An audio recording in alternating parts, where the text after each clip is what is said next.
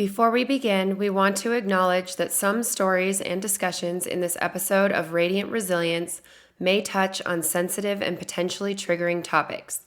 These may include themes of mental health struggles, addiction, anxiety, and eating disorders. Our goal is to share real-life experiences in a respectful and empathetic manner, offering insights into the complexities of the human spirit and the journey towards resilience. However, we understand that some content might be difficult for listeners. We encourage you to prioritize your well-being and discretion when deciding to listen. Please remember, this podcast is not a substitute for professional advice or support. If you find yourself needing assistance, we urge you to seek help from qualified professionals or trusted support systems. Your mental and emotional health is important to us. Thank you for your courage and for joining us in a space of understanding and compassion. I hope you enjoy this episode.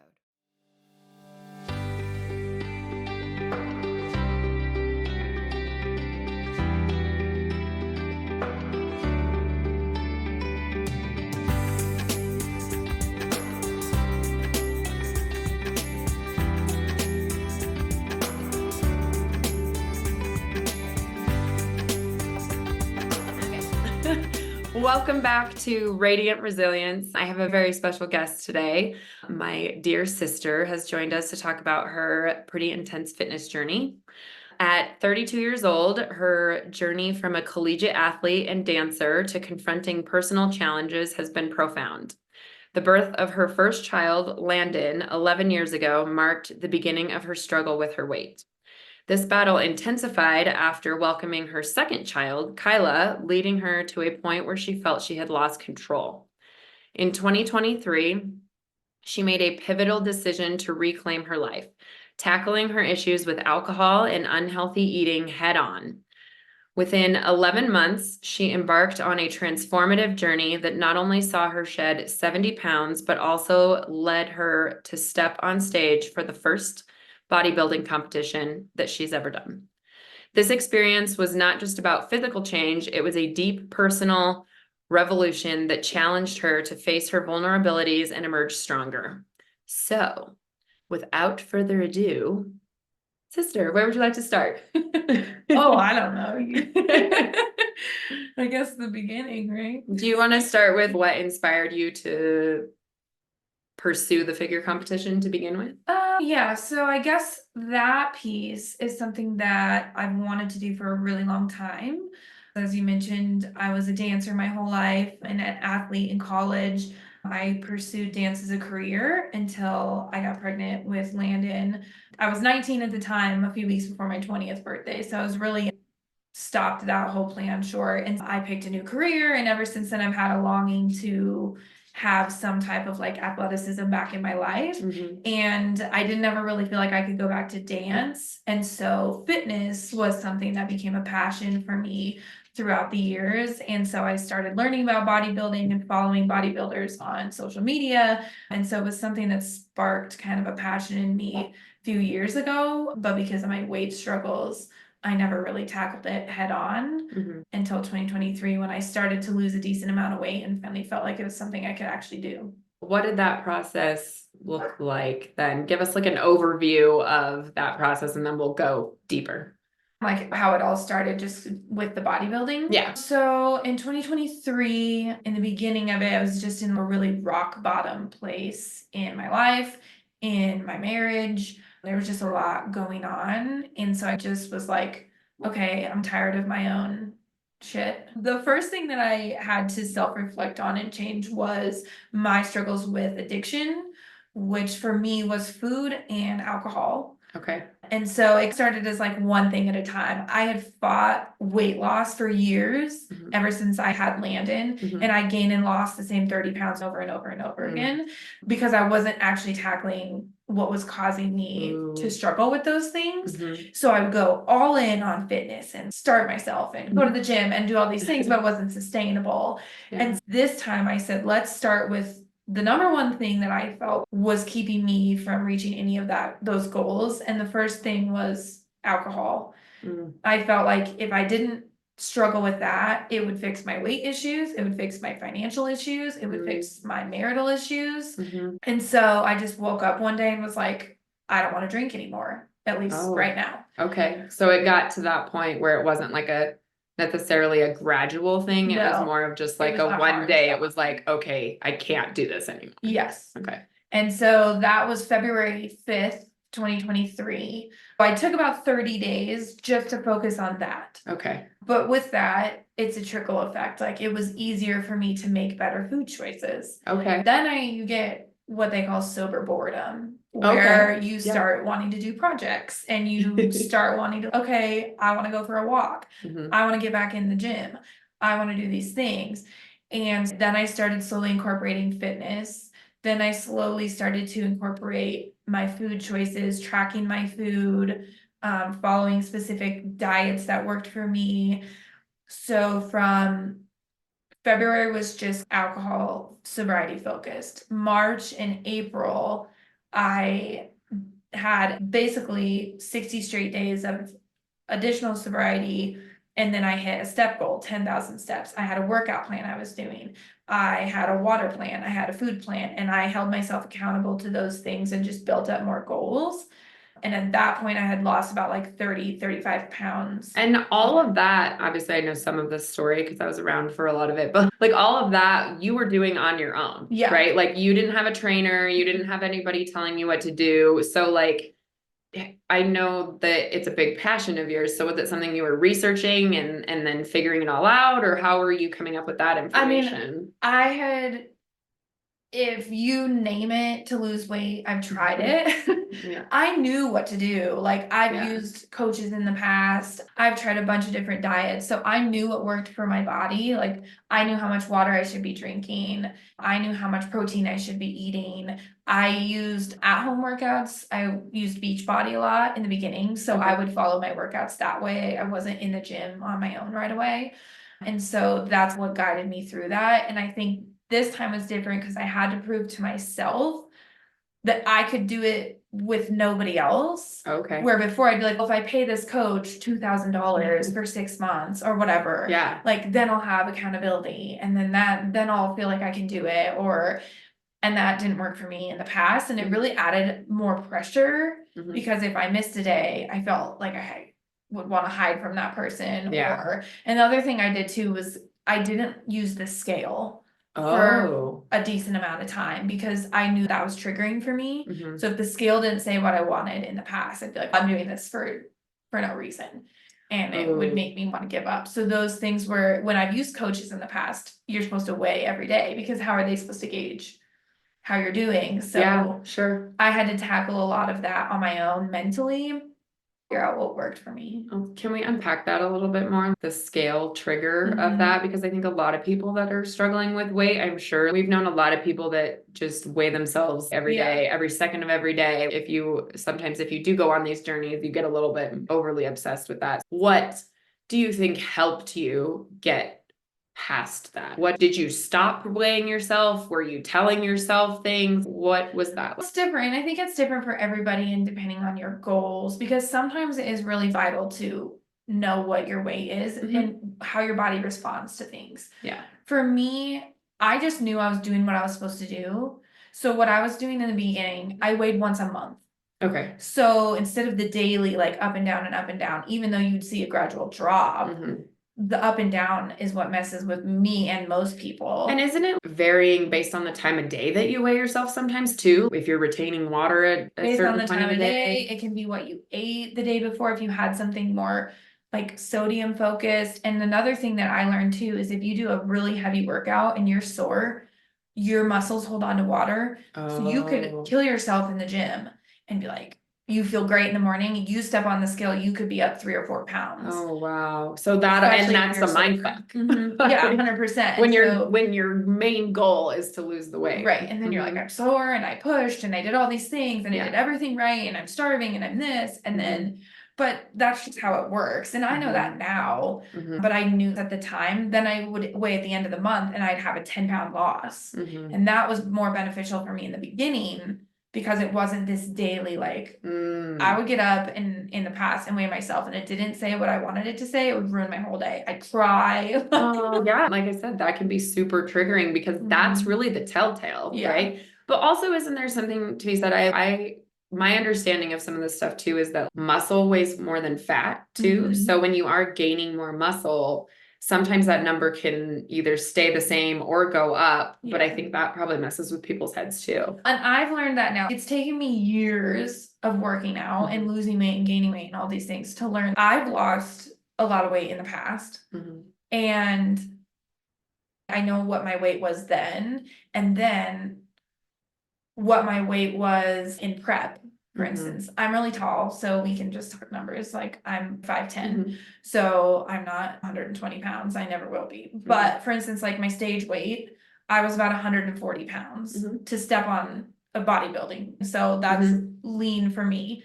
So in the past, I've been 160 pounds and felt like I was too heavy because I had a number in my mind. But when I was on 160 pounds in prep and I was lifting heavy and I was doing my cardio and I was eating super clean, I looked like a completely different person. So then I learned the number. You say it all the time, and until you really learn your body at 160 because you are overweight and you have no muscle, 160 because you lost weight and you think you feel good but you don't have any muscle. Okay. Or 160 when you're lean, you don't have a lot of fat and you do have more muscle than normal. Yeah. Those are three completely different physiques. Yeah, for And sure. so I've had to learn that the hard way.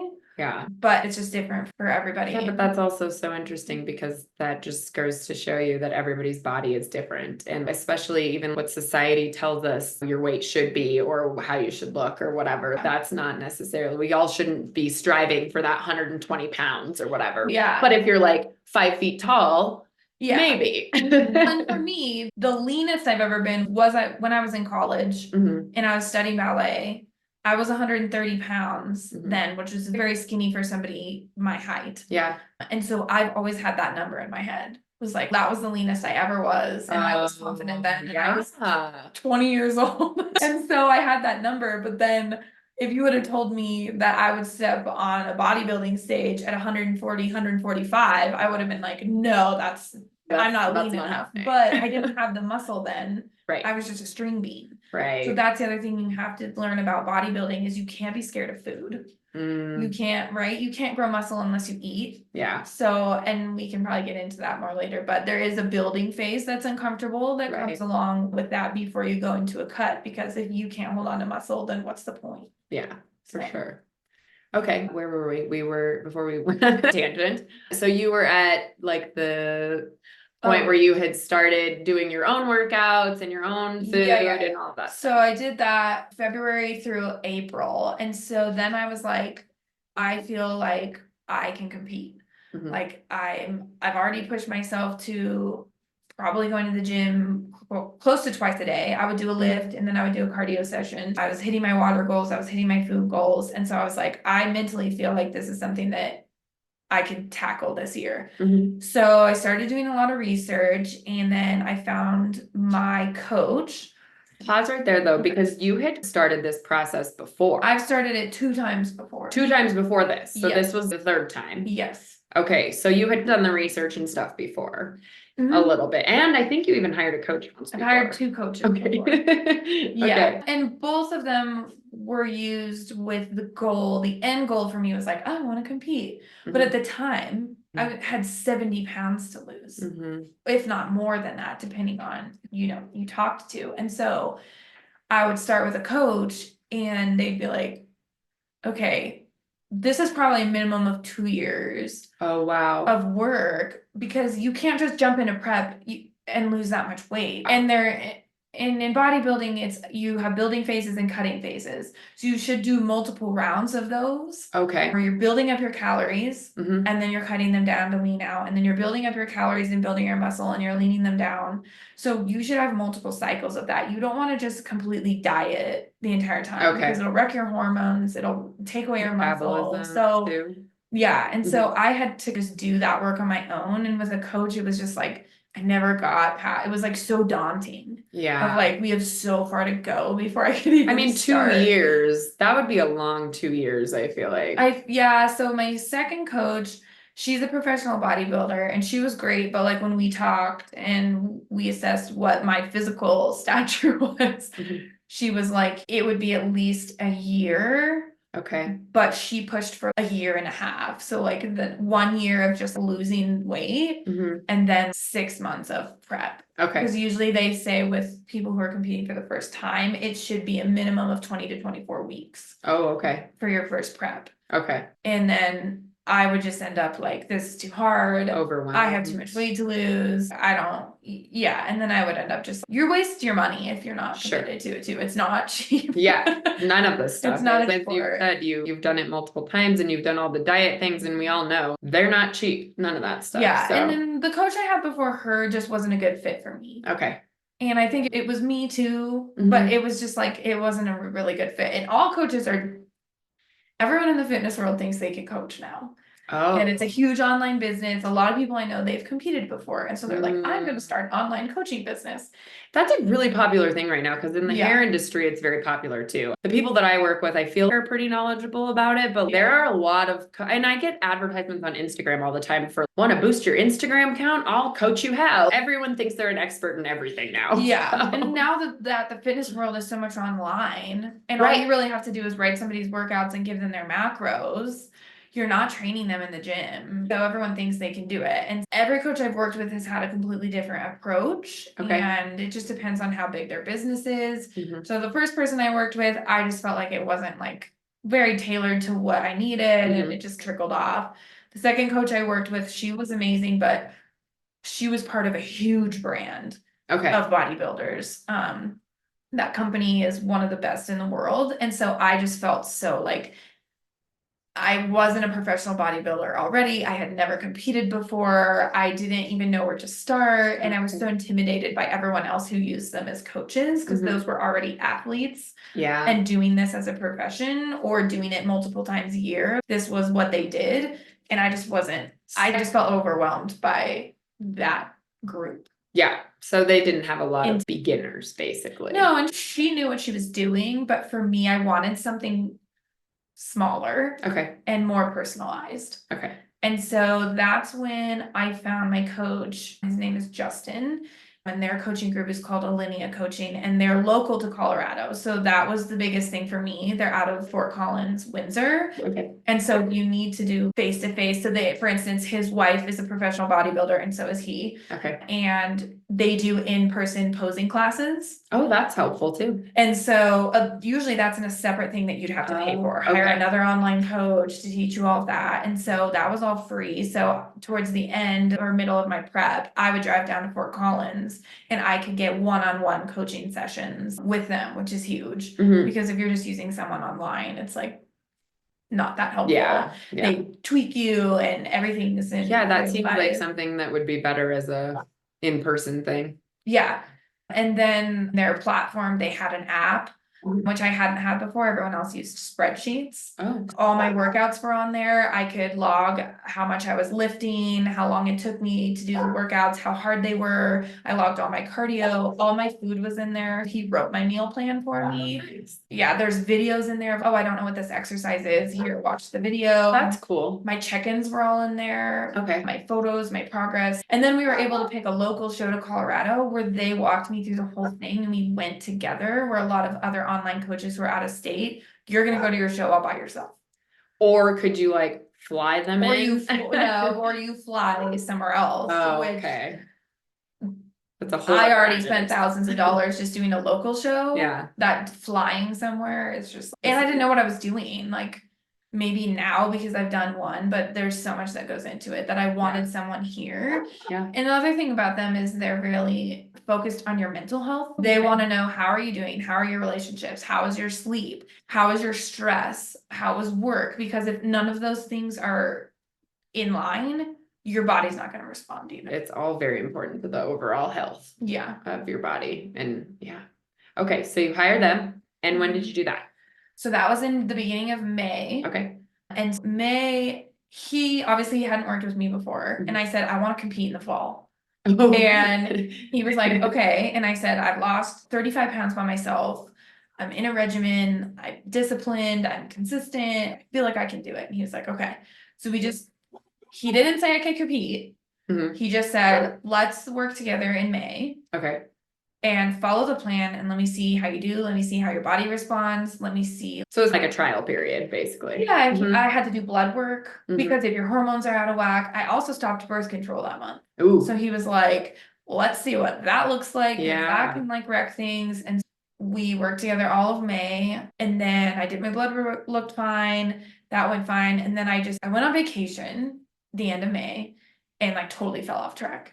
Oh no. I think I worked out one day and then I started drinking again around that time. We ate all the food. And that's probably pretty common. I think we all go on vacation and we're in fuck it mode and Yeah. you're just like, okay, I'm just gonna, I don't know, I'm gonna eat everything, I'm gonna drink everything, I'm gonna, yeah. So I think that's common. And he told me too, he was like, we're not in prep. This is lifestyle, right? Like just do if you go on vacation. Like I was doing it to myself, but I felt like I had just already given up. And so we had to check in and I was like, I think we both know that I'm not ready to compete. And I was like, let's maybe look at spring and like, what do we need to do to get there? And I felt super overwhelmed by the process. And I was like, basically just giving up on my own. And he was like, okay, stop.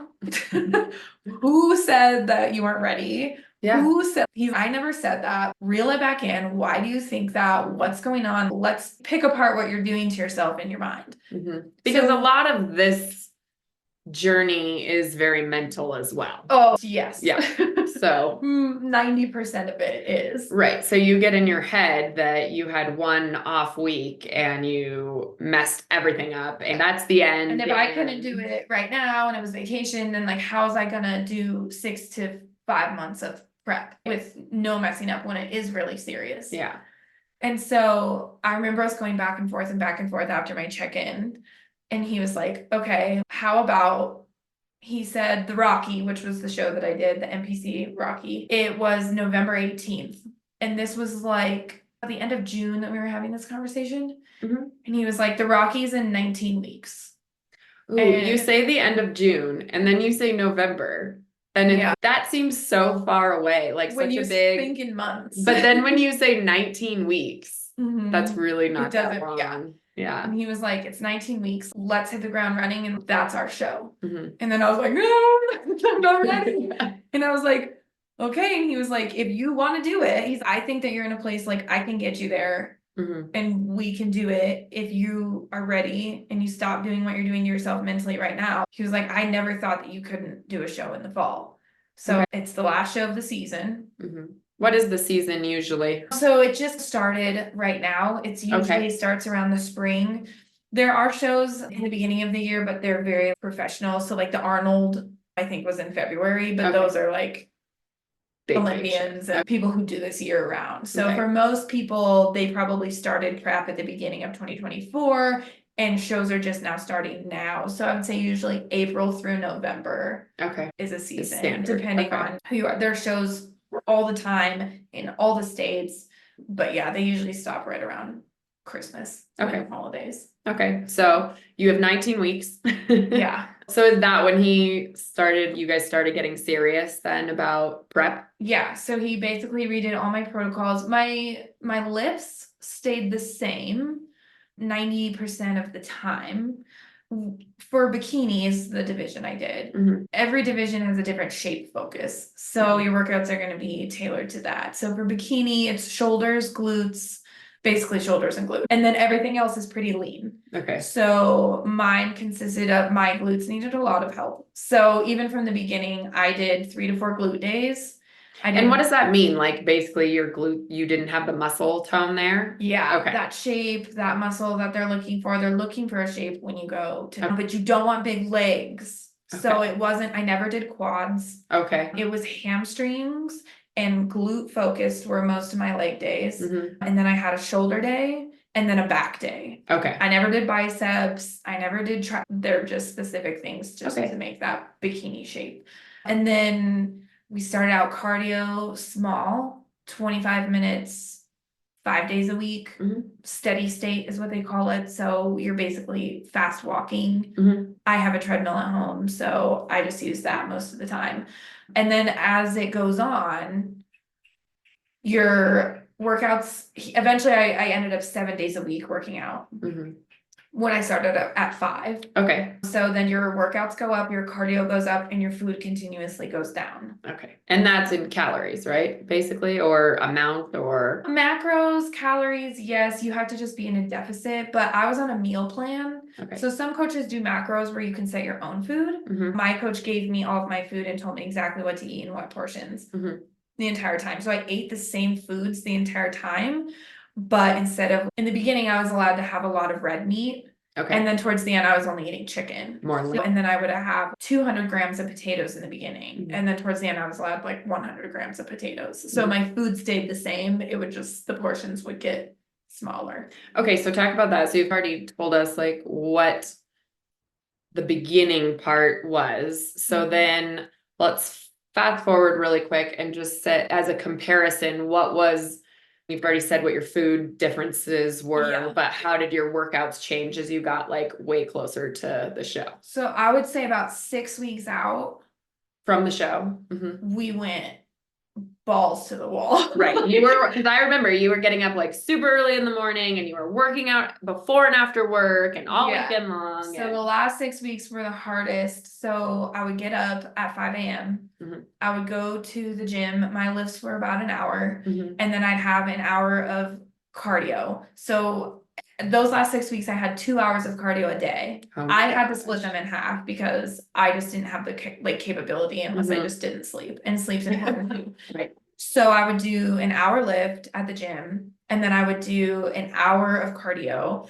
Towards the very end, it was of like steady state cardio, and then an hour of high intensity interval cardio. Okay. So I would do my high intensity in the morning after my lift. So I'd do my lift, and then I would just do sprints. So walk for a minute, run for a minute, walk for a minute, run for a minute for 15 minutes. Oh man. And so that was my morning routine. I'd go home, get my kids ready for school, get ready for work. I was like hybrid at the time, so I didn't have to go to work every single day, but the days that I did, I'd have to have all my food ready to go, like prepped, everything, bring my food with me, my gallons of water, and then I would come home after work, and then I would just put on a weighted vest and turn the TV on in the garage and do another hour of just walking. Okay. And then make dinner and Yeah, everything. all the things. And do it all over again. And then you have a bunch of supplements and everything that like goes into that too. So I was constantly just carrying around like my backpack of vitamins and protein powder and your rice prep cakes meals and and- your yeah.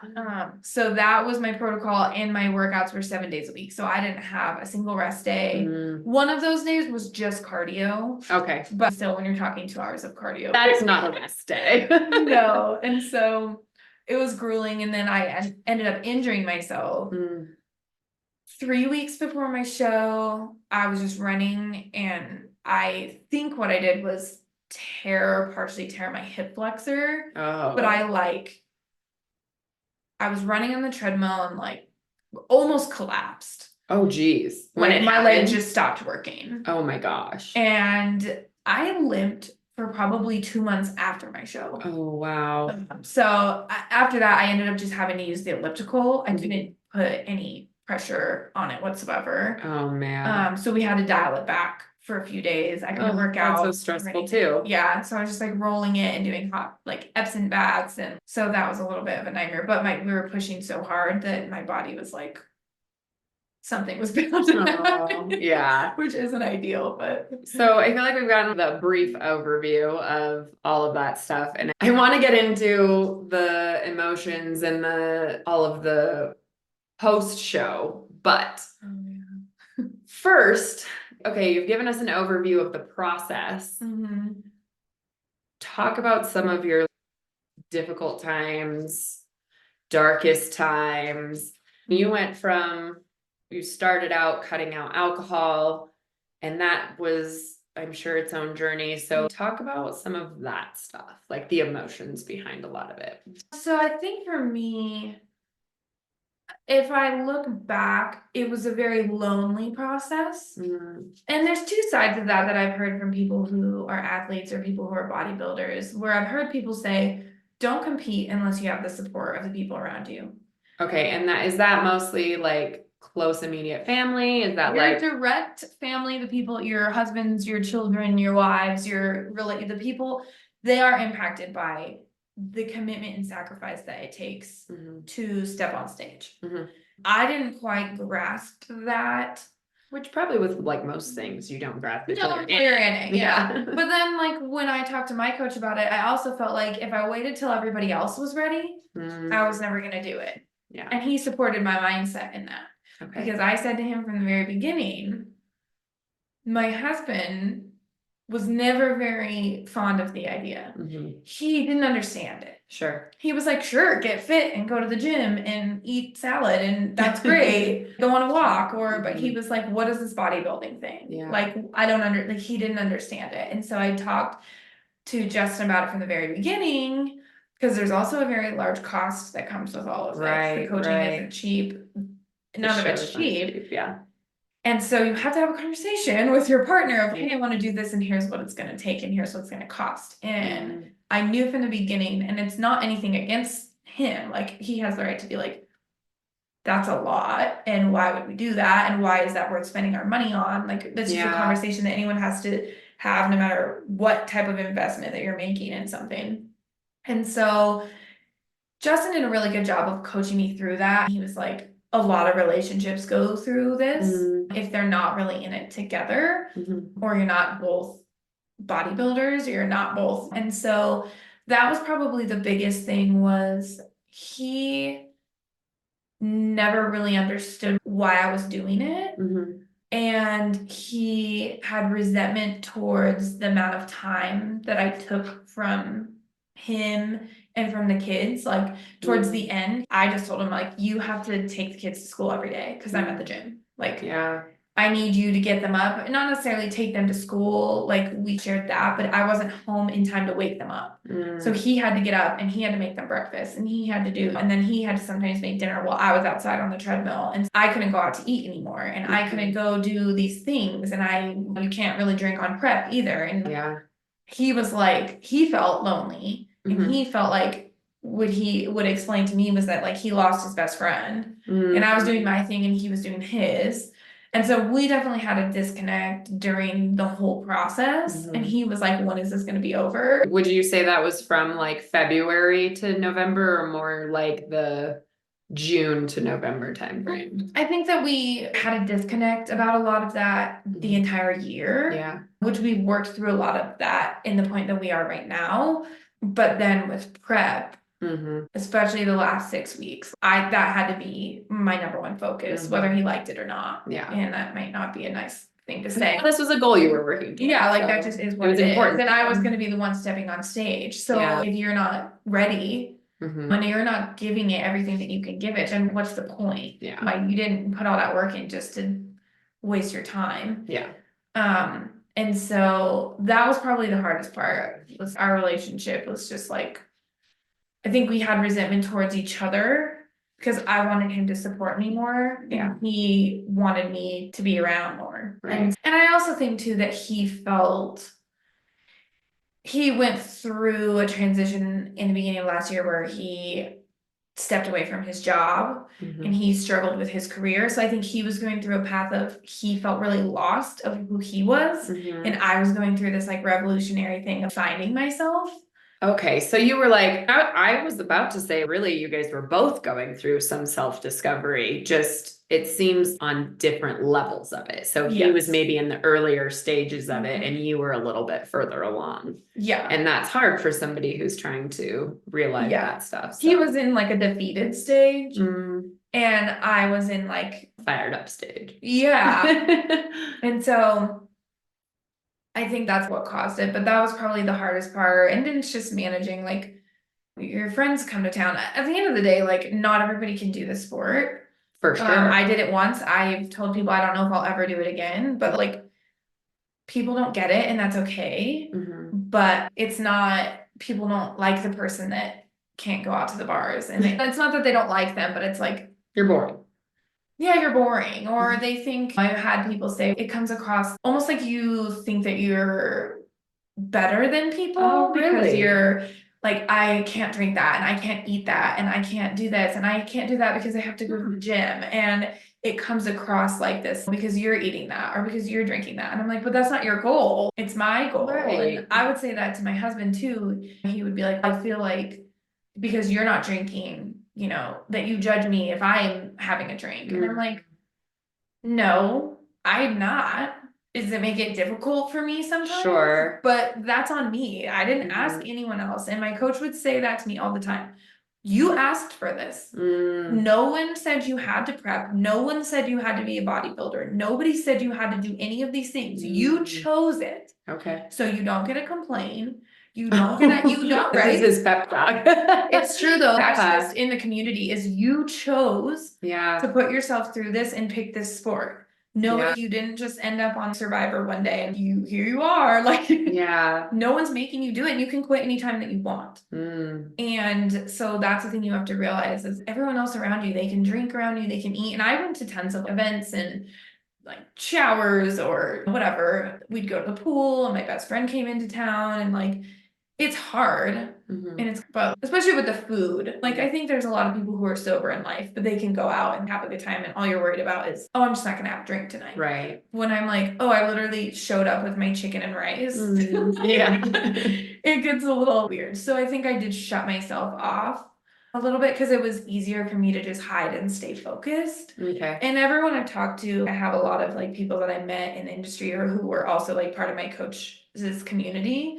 Some people were like, no, I can totally go to events and bring my own food and it doesn't bother me.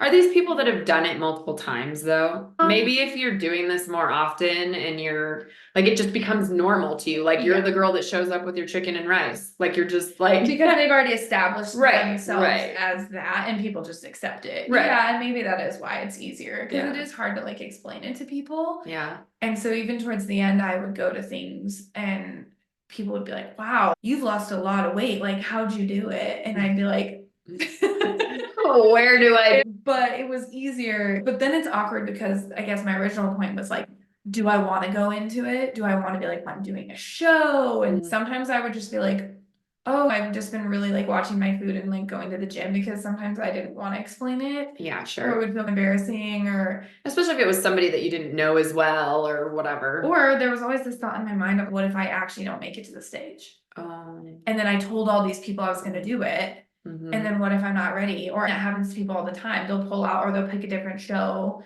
or they get injured or some people just are like, this isn't my time. I've seen tons of people, even professional bodybuilders that pull out and they're like, my mental state is not okay. My body's not ready. My body's not responding. So I'm not going to do it. And that's always a possibility. Sure. So I was always scared to be super open about it. I have 2 Instagrams. I have a personal Instagram and I have a fitness Instagram. So I was very open about it on my fitness Instagram because everyone was supportive and most of the people I don't know in real life. So like it is what it is.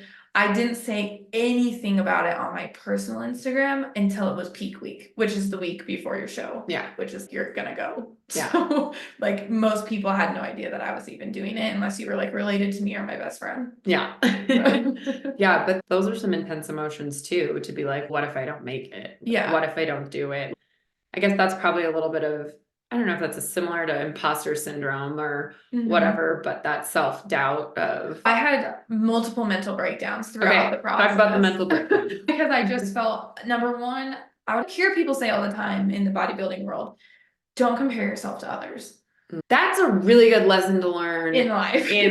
Because I mean, I've struggled with that with my infertility stuff too, like comparing your journey. Yeah, my journey to someone else's journey, or even just the people who have been able to have babies seemingly easy. You're like, what the fuck? Why can't, you know? But they say comparison is like one of your worst enemies. Yeah, I never was like, as far as bodybuilding went, everybody looks amazing to me. So I was like, I didn't think that was going to be an issue. I knew people who'd go find other bodybuilders that were going to be in their show And I'm like, how would you even know that? Like, where would you even need to start? Because I was so new to it. I think if you're a professional, there's familiar names. But unfortunately, like when I started, so within our coaching group, our Alinea coaching group, they immediately connect you with everybody else who's part of using your same coach. Okay. We're a family, we're a community. If you're local to Colorado, we work out together, we do posing class together, we do group calls. And so I connected with another athlete, but was quite a bit older than me. And we started prep about the same time. So her show was 2 weeks before mine. So she started prep a little bit before me, but we had connected. And I remember looking at her Instagram, and she looked incredible at the start of prep. Ah, yes. And I was like, I remember telling Justin, I don't look like that. Like we're starting prep, we're doing similar shows within the same amount of time. She had the shape, she had the tone. And I was like, I don't have that shape, I don't have the tone, I had a decent amount of weight to lose. Yeah. And he was like, stop doing that. Like, she looks like her, you look like you, she has a journey, you have a journey, like stop. But that's so hard. There was a part of me that as I watched you go through this journey and then watching the show, obviously, there was a part of me that was like, they need to take into account where these people start and came from. And because your journey, again, I don't want to downplay other people's prep. Sure. But if you're starting like me, yeah, and you're doing prep versus somebody who needs to lose 70 pounds or 60 pounds before they even start prep. Those are two very different journeys. And then to put them both on stage together and compare them. There's different divisions. So like I did do a novice and first time competitor division, which keeps you obviously away from the professionals. But the thing about like novice, for instance, is as long as you haven't competed more than 3 years, you can be novice. Okay. So you could be training for 3 years, done multiple shows, like multiple building stages, possible like steroids, like performance enhancing things. Like I did this one time for 6 months. Right? Yeah. And yeah, I wasn't a lean person when I started. And so I compared myself to her, and I were very close throughout the process. We talked almost on a daily basis the entire time of prep, but she looked insane.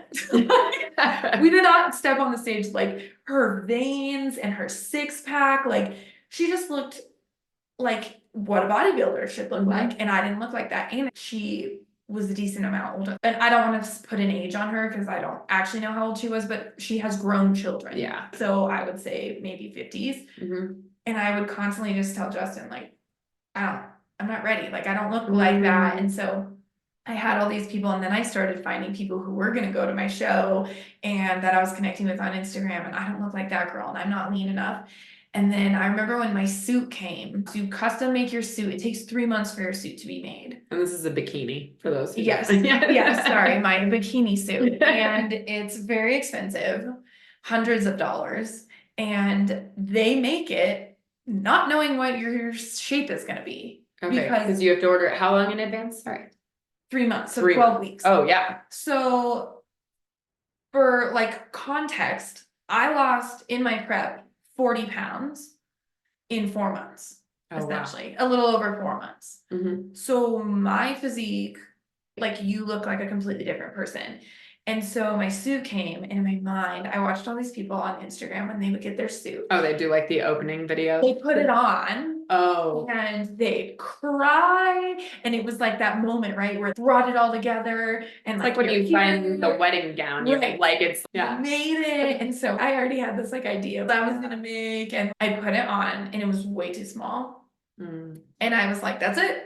I'm not going. Oh, no. I'm not doing this. Like, I felt like I had roll. And that's the other thing too, was giving birth twice. And with both of those pregnancies, I gained 50 pounds each. I have stretch marks.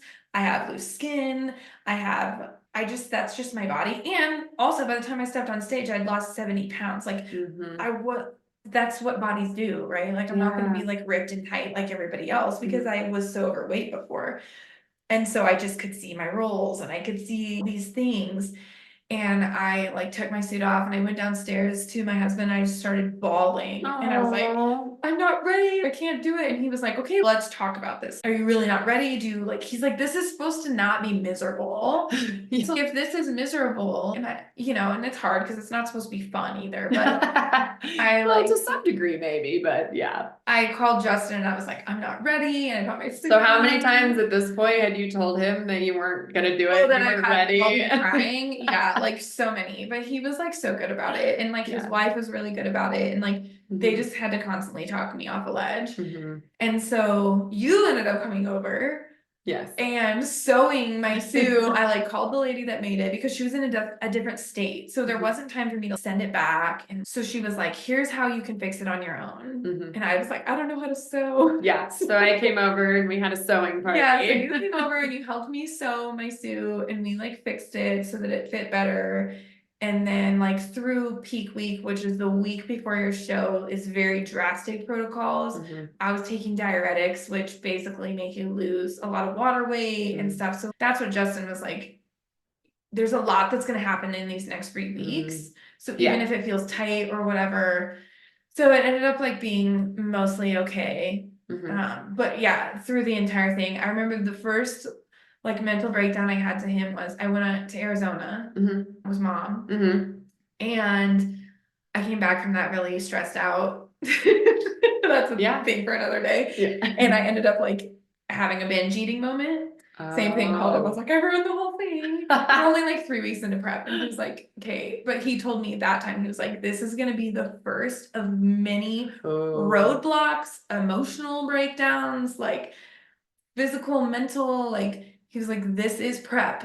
Yeah. And to me, I was like, I thought everyone was perfect. Like, I just thought everyone, like, these were disciplined people and they never had an off meal and they never ate too much and they never skipped a training session. And that's part of a lot of other things too in life. Everybody makes the journey look like it's easy and great and fun. And then when you do the comparison game, you're like, but it's not like that for me. So what am I doing wrong?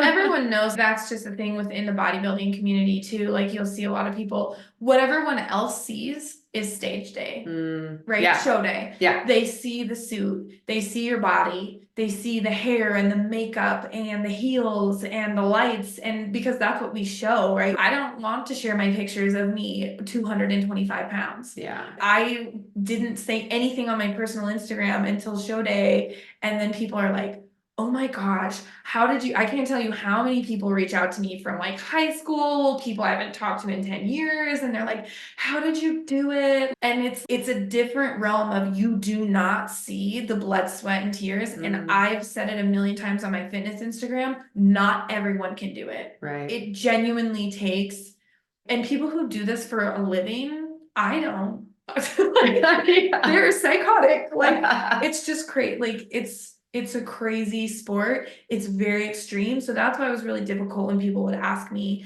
have you lost so much weight? What's your secret? And I'm like, it literally isn't a secret. And I almost didn't want to tell people because it's not healthy. And it's in a different way. And it's not sustainable. I don't want you to think because I'm going to the gym for 3 hours every day. And towards the end, I'm only eating 1,200 calories or less. That's what you should be doing. Right. Those are extreme things. So a lot of times I would just explain to people the basics of losing weight and even, with the bodybuilding stuff is eat whole foods. Like the foods that I ate when I was on prep, the only processed foods I had the entire time were rice cakes or protein shakes. Okay. Other than that, I had eggs, fruit, cheese, I guess cheese is processed, nuts, meat, rice, and potatoes. All of those things come from the ground. Like start there. But I wouldn't tell people like go to the gym 3 hours a day because that doesn't work for everybody. Sure. And you don't want to be a bodybuilder or do a bodybuilding show. So I would also encourage people to, when they would ask me, like, find a coach, because my coach also did lifestyle. Okay. So you can use coaches all over that. You're like, I don't want to be a bodybuilder, but I'm struggling with this and I don't know where to start in the gym and I don't know what to eat and I've gained and lost the same 10 pounds. You can use a coach for a lifestyle too. Don't follow other people's macros. Don't follow other people's gym. Like some people can go to the gym 5 days a week through their whole prep and it works for them because that's their body or their metabolism. Yeah. Some people like me could not do that. So it's just different for everybody. Okay, so we have all the ups and downs of the journey, and then you get on stage. Talk about that. Show day was, I was glad to be there, just to get there. I hope you felt some level of pride doing that you made it, especially after all the meltdown. Yeah, it was crazy. Yeah. And you came with me, and we went and spent the night in the hotel, and I had all my food, which is crazy. I just brought Ziploc bags of grilled chicken, hard-boiled eggs, and rice. And then I had the Twix bar I was eventually allowed to have. But at that time, I was drinking 2 gallons of water a day. Yeah. Which was crazy too. So like I had all my water and like all these things. So it's just like showing up, you get signed in. Show day is another beast in itself because you have to get your hair done, you have to have your makeup done, which luckily you did my hair. I opted into doing my own makeup. You have to pay for a tan. I opted in doing my own tan, which looking back now, because you were there, I regret that piece now, but I was trying to save money because I'd already spent hundreds and hundreds of dollars. Sure. And so I bought my own like professional bodybuilding tanning kit. But you get ready and whatever, and we're practicing, and it feels fine. And then you step backstage and you're around bodybuilders, and everybody looks incredible. And I was very self-conscious the entire time. I remember being backstage, and I was backstage alone. Yes. I didn't know anyone. You had to pay over $100 or something for your coach to come backstage with you. Yeah. And I opted out of doing that at the time. Again, another regret. Because I just was like so out of money. I was like, I don't know. And I was like, no, it'll be fine. I'll just figure it out. And I was very intimidated backstage. And they had you back there for a long time. Yeah. You're back there with every division too. Yeah. So even though you're in the beginner one, you're standing next to professional bodybuilders who you're like, holy cow. Yeah. And I don't think that everyone looks around and judge. That's a lie, because you're there for people to judge your body.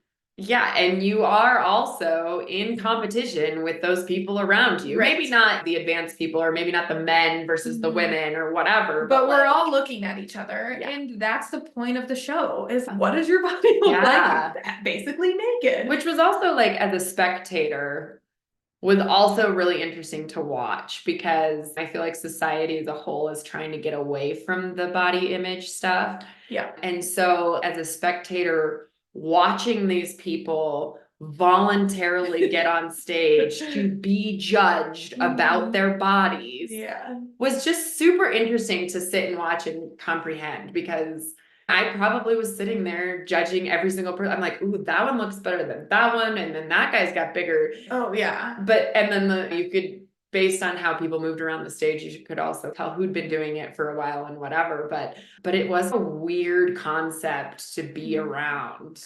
Yeah, it's a world within its own. Yeah. And there's so much more to it too. Like you said, you don't just stand on stage. Every division has posing and routines. Yeah. So I had an entire posing routine. Bikini is different than wellness, is different than figure, is different than men's physique. And so you're going up there all by yourself and putting on a show. Then you have to learn how to stand in line and listen to what the judges say, and they'll tell you to turn to the side and front pose and back pose. Like all of these things you have to learn too. It's not just like, okay, here I am and what do I look like? Yeah. And some people pose so much better than others. Like you're in these heels. I remember I'd walk and be like, don't fall down. I mean, I can't walk on heels anymore at all anyway. And so, and when you're nervous, like we were all shaking. And so you can tell the newbies from like the people who just crush their posing because they're just used to being on stage. But there's also that aspect too of that person may be way too big, right? There's people who are like, ooh, like just depending on what, if you're not used to the bodybuilding world, you're like, okay. Yeah. And for me, steroids are steroids in the bodybuilding world. Like they're not frowned upon. So some people have feelings about that and some people don't, but it's like you're allowed to use them, and if you don't want to use them, you don't have to. But that also like changes. Like there could have been people who did cycles and stood on stage next to me, and I personally didn't do any of that. That'll change it too. But I definitely felt very intimidated the entire time. I was proud of myself for doing it, but I think taking a step back, I think that I needed to build more muscle. I think that's what I was lacking. Okay. compared to some of the other people. I don't feel like my shape was totally there. But you did it. But I did it. Yeah. And okay, so you went up, you did your routine, you did all the things, you were judged, you came back down. How did you feel afterwards? Like right after? Like come off stage. Yeah. How are you feeling? Good. But it's crazy too, because with how they do these shows, there's two pieces to it. So in the morning, like we got up at like 6 a.m. to get ready. I don't think I stepped on stage till like after 11. That's prejudging.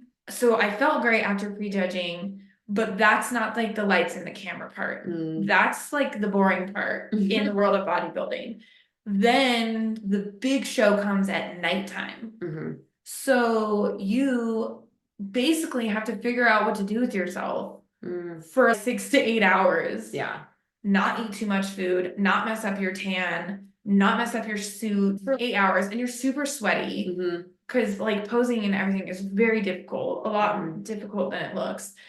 And then you get back on stage for like actual placing. And so I did that. I placed in my first division because they do top 5 and there was 5 of us. My second division, my novice division, there was quite a few of us. I want to say 12.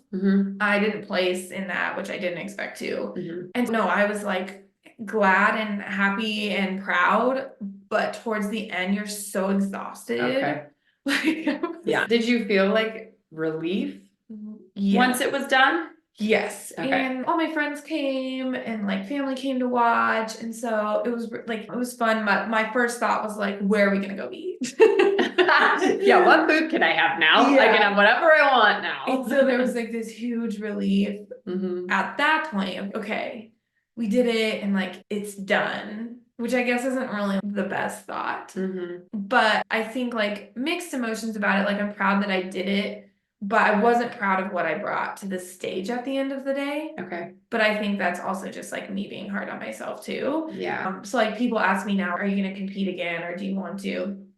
That doesn't even cross my mind. Like I can't even go down that path personally right now. But yeah, sure. That's like my overall takeaway. I wish I felt a little bit more confident in the moment. But again, I lost 70 pounds in 9 months. Yeah. When I told some people about your journey, everybody's like, what? I know. People are like, you lost how much? How much? Yeah. And then I get the same question of, how did she do it? And I'm like, she did. Actually, it was a lot of work. That's usually what I tell people. I don't go into specifics. I'm just like, oh, it was a lot of work. That's a fast amount of time to lose weight. And that was the thing too. I think I spent most of my time in a diet phase, which does eat away at your muscle. Oh, interesting. Okay. So a lot of people, even professional bodybuilders, they'll do my coach I had before I used Justin, she at one point, she almost went to the Olympia, which is the biggest bodybuilding competition in the world. She did 8 shows that year. So that's prep for months. And that's someone who maybe has 15 pounds to lose to be shredded. Okay. Yeah. So to maintain that, a lot of those girls lose their menstrual cycles. Oh, wow. Their hair starts falling out. Your hormones are wrecked. I never got that lean, but you cannot hold on to it. And then they'll take a whole off season where you're building up your calories, you're getting your hormones back. You shouldn't spend so much time in a dieting phase unless you've already established a decent amount of muscle. Yeah.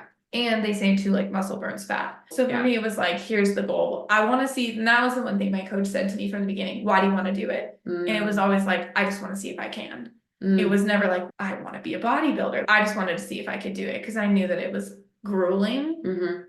I didn't know how, and I did it. And that's what he told me the whole time is that was the goal. The goal wasn't, I want to walk away with first place. I wanted overall. I wanted this. It was like, I want to just make it to the stage, and we made it to the stage. Yeah. So looking back on it now, this was last November, so it's been a few months, but as you reflect on, let's say from February to November time period, how are you feeling about it? Not just the process and the prep, but the emotional aspect of it and what you went through and the breakdown. And then how are you feeling about it now? So I would say there's 2 pieces of that, and a lot of people go through this. I didn't think that I would, but I did go through this, but in a different way. A lot of people say after the show, people go into a depression because it's over. And you're putting yourself through this, but you have a goal. Right. You see it, you're getting closer, your body's changing, you look amazing, you're accomplishing these things you never have, and then it's over. And then it's what now? And so I don't do this as a sport, right? So I was like, oh, well, I'm just gonna do it and I'll be fine. And I was ready for a break. What I learned after my show is that I ignored everything that was really going on emotionally with myself, emotionally in my marriage, with my professional life. I focused 100% on prep. Okay, And then so you're saying during the prep, you during ignored all of my weight loss, during my sobriety, during my weight loss, during my prep, it was like, I'm healing.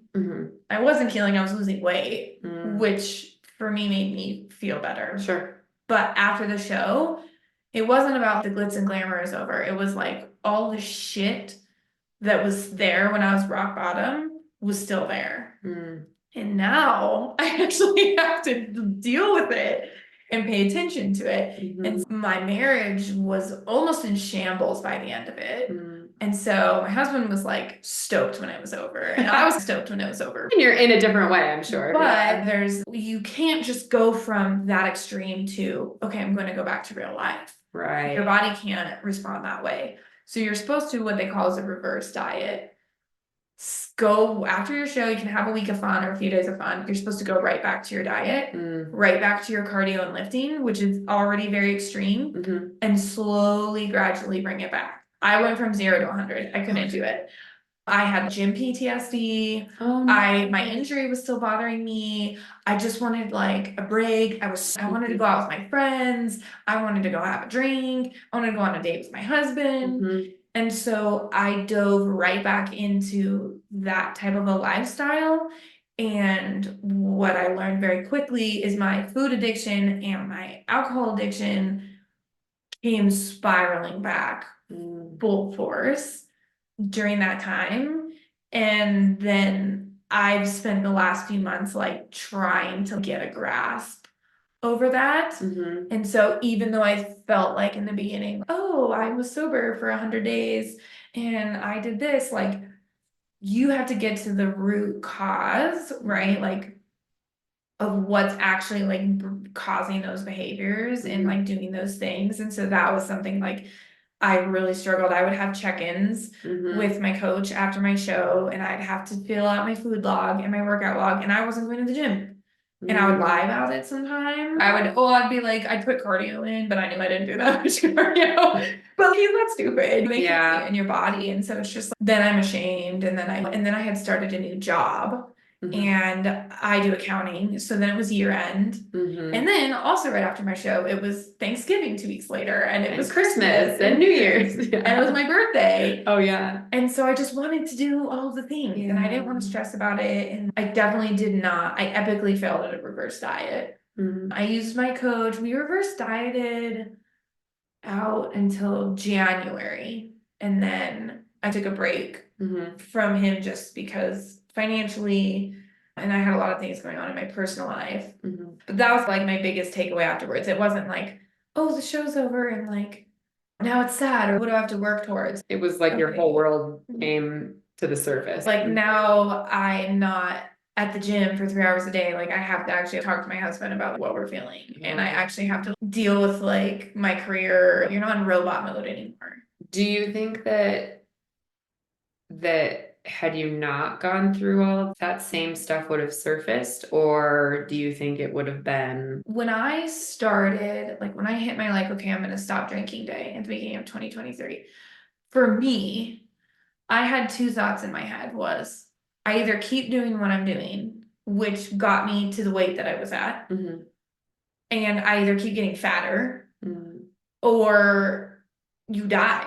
That's extreme. But like when you struggle with like think you have control over it. And for me too, COVID was hard because I worked remotely 90%, like most of those years. And so you could sit at home, you can drink. And I think a lot of people things. became alcoholics through COVID. Yeah, even me, because I was out of work for 6 weeks. I was like, what am I gonna do? Oh, it's 3 o'clock. I think I can crack a beer. Yeah, and it just like it spirals out of control slowly and slowly. And so when I was at the point that I was at that point, I was like, I can't do what I'm doing and function. It's just gonna get worse. Yeah. And so for me, that was like the light that like I had to be like, I either like keep getting fatter and more unhealthy and I'll be a shitty mom and like a shitty wife and all of these things, or like I can fix it. And I think in the beginning, I was hoping that I could force my husband to change certain things about like his behavior too. Yeah.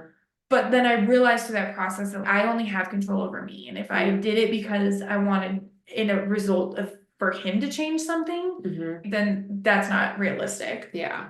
So I think we both really learned a lot through the entire experience, and things have changed a lot since then. And he had to go through a lot of his like rock bottom towards the end too. So we've now for the first time finally hit a spot together where we're working on our sobriety at the same time, which we've like never really done. Either like I was like, I don't want to drink, and he did.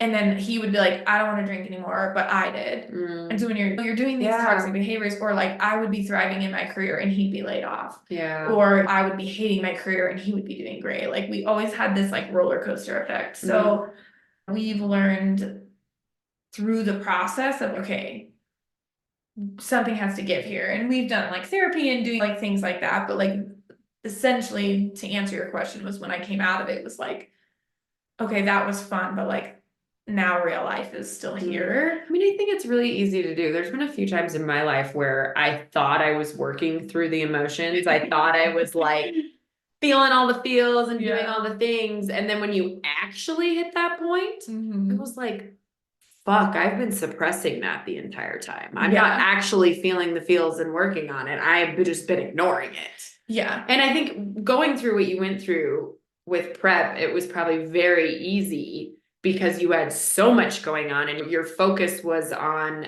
that alone, that it was a lot easier to ignore a lot of the I didn't have time to you almost have to like emotionally shut down. Like to mentally like push through it. There's no okay, go do your cry, but like it is what it is. Like get up.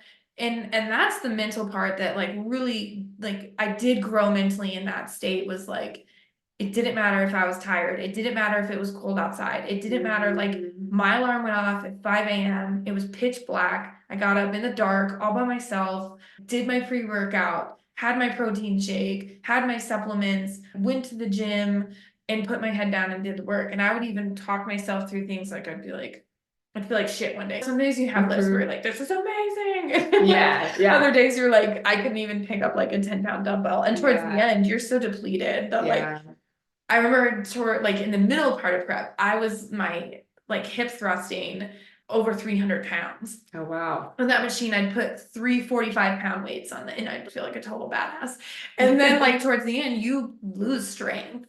Everybody, you have to when you do prep, like you just can't, like you don't have food, you don't, and so it's just like this mind fuck too. But I would go in leg day sometimes and be like, maybe I'll just do 10 reps instead of 12. And then I'd yell at myself, no, bitch, you will do 2 more. Yeah. But when you have that goal, like you don't want to like not be stage ready. And so like on a normal day, you could be like, okay, I feel like shit today, or I'm sick, or whatever. And then just do 10. But when the stakes are so high, I'm like, no, every rep you don't do, they say that, right? Like every rep you don't do, every day that you skip in the gym, you're giving your competition more to beat you because they did go to the gym that day and they did do the extra rep, right? So you're making it easier for everybody else to beat you or to look better than you. That's one way to motivate you. And it's true. So I don't know, but it was nice too when I was going to the gym because I'd see the same people at like 5:30 a.m. every day. See a little bit of that community.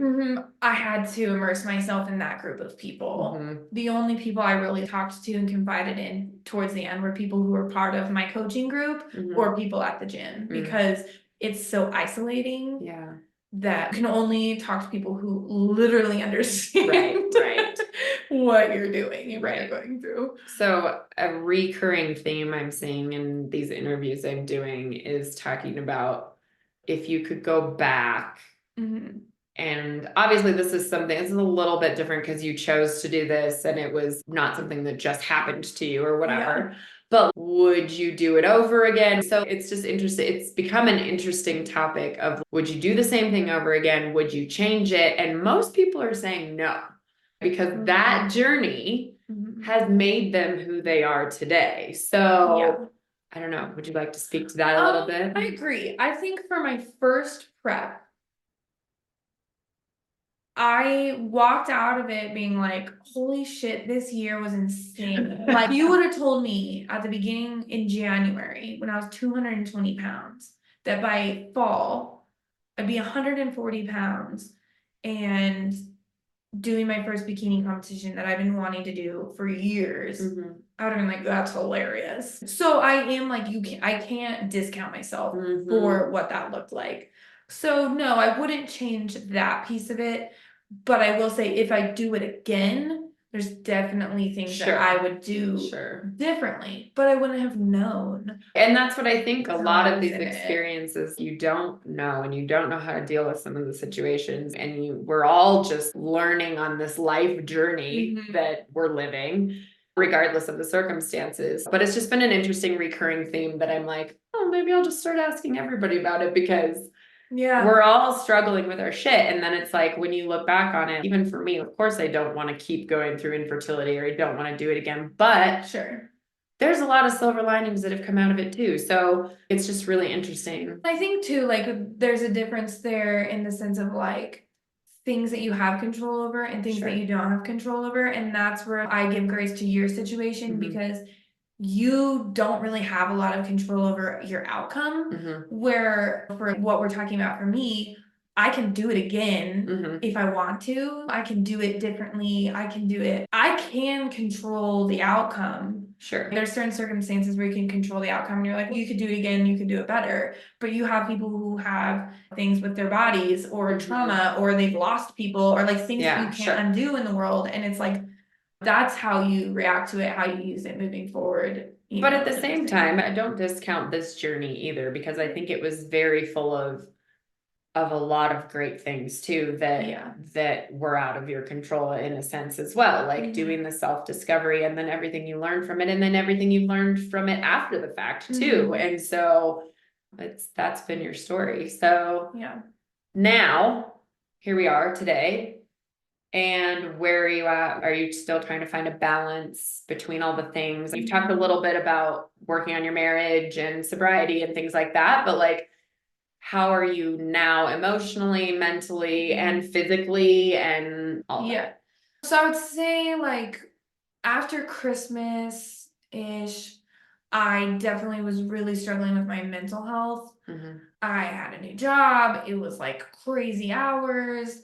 Me and my husband were working through things. He hit a rock bottom moment. Things were like spiraling out of control. I felt like I wasn't going to the gym.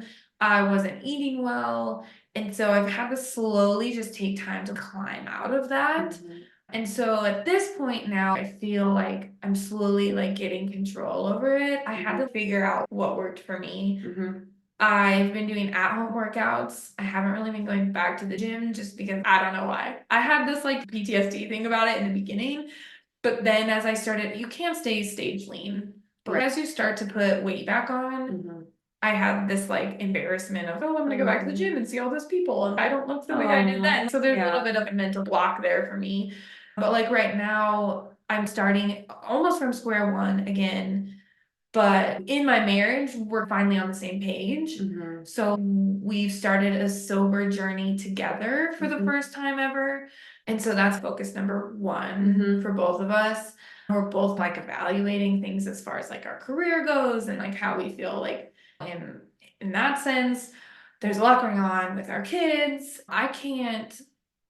I can't be the best version of me if I'm not healthy. And that's not just physical, that's mental, Emotional. yeah. Yeah. And so I know that in the back of my mind, and now I know what I'm capable of. I've set a bar for myself that's okay. Maybe you slip back, maybe you, and we talk about it all the time where you're like, oh my gosh, I haven't worked out in 2 weeks. Yeah. And so I've had to mentally get back in it, but I'm in this space now where I like feel very encouraged about this year. I feel we've worked through a lot of things in our personal life and with our family that I can continue this journey. I don't have any plans to do another show, to do another prep.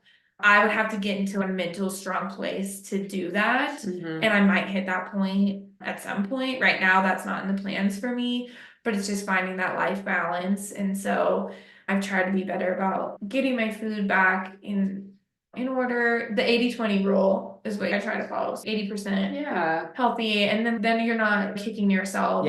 For if you do go out and eat. And that's sustainable. That's sustainable, but it's still mindful. Yeah, you have to change your mindset around the food. I've always said I'm either 150% committed to my fitness journey, or I'm 150% committed to self-sabotage. Jeez. That's literally like that's how I've been all the time, which is why I like go up and down, up and down. But I think for me, the number one key is I have to maintain control over my sobriety. That takes everything from me. That makes me hungry. That makes me lazy. It takes my money. It makes me not a good employee. It makes me not a good mom. That was what started it all for me. And that's what's either going to keep me going or completely take me out.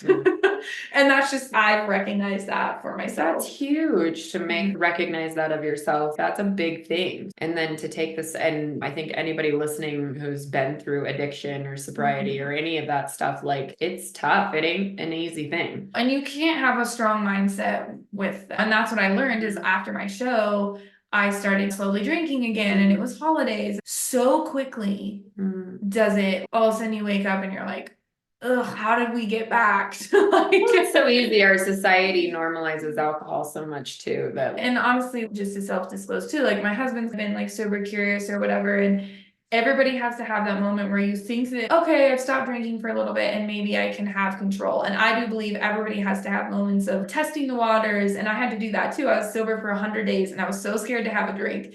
I did end up having a drink after that, but I also did prep after that. And I was able to maintain it and have a lot of control. But people have to figure that out for themselves. And we just finally hit a place together where like, it doesn't serve us. And maybe neither of us really have a lot of self-control.